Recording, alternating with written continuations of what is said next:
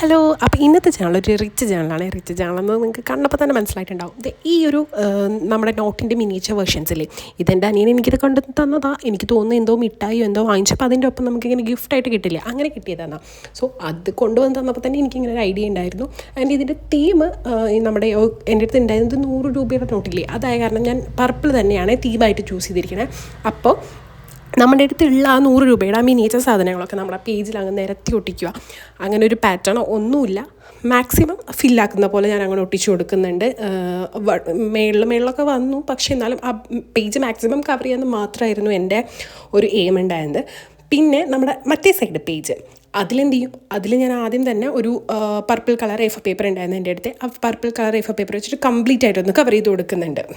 ഇങ്ങനത്തെ സാധനങ്ങളൊക്കെ ചെയ്യുമ്പോഴേ നമ്മൾ ആദ്യം നമ്മുടെ പേജിൽ, അതായത് ബുക്കിൻ്റെ പേജിൽ ഗ്ലൂ അങ്ങ് തേച്ചതിന് ശേഷം നമ്മുടെ എ4 പേപ്പർ അതിൽ ഒട്ടിച്ചു കൊടുക്കുകയായിരിക്കും ബെറ്റർ എന്ന് തോന്നുന്നു. കാരണം ഒന്നുകൂടെ നീറ്റായിട്ട് പേജസൊക്കെ ഒട്ടി വരാൻ ഇതാണ് നല്ലൊരു ഐഡിയ എന്ന് എനിക്ക് തോന്നിയിട്ടുണ്ട്. എന്നിട്ട് നമുക്ക് അവസാനം എക്സ്ട്രാ വരുന്ന പോർഷൻ ഇല്ലേ, അതൊന്ന് പേജ് ഒന്ന് തിരിച്ചു വെച്ച് കൊടുത്ത ശേഷം കട്ട് ചെയ്ത് കളഞ്ഞാൽ മതി. നല്ല വൃത്തിയായിട്ട് നമ്മുടെ ആ പേജ് അല്ലെങ്കിൽ ആ എ4 പേപ്പർ ആ പേജിൽ ഒട്ടിയിരിക്കുവേ.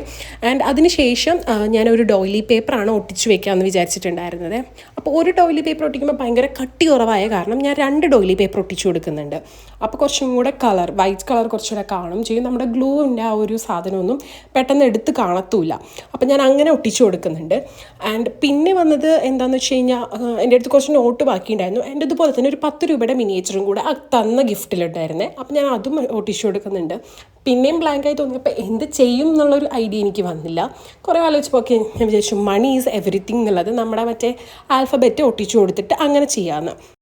സോ ഞാൻ ഈ 3 നോട്ട്സ് ഞാൻ മിനിയേച്ചർ ഒട്ടിച്ചു കൊടുത്തതിന് ശേഷം സൈഡിലായിട്ട് മണി ഈസ് എവറിത്തിങ് ഒന്ന് ഒട്ടിച്ചു കൊടുത്തു. ഈ ആൽഫബറ്റ്സ് ഒക്കെ ഞാൻ പിൻട്രസ്റ്റിൽ നിന്ന് ഡൗൺലോഡ് ചെയ്തെടുത്ത് കളർ പ്രിൻ്റ് എടുത്ത് ഡൗൺലോഡ് ചെയ്തെടുത്ത് കളർ പ്രിൻ്റ് എടുക്കുന്നത്. അങ്ങനെ അത് നമുക്ക് വേണ്ട ലെറ്റേഴ്സ് മാത്രം ഒന്ന് എടുത്തിട്ട് സൈഡ് ഫുള്ളായിട്ടൊന്ന് ഒട്ടിച്ചു കൊടുക്കുക.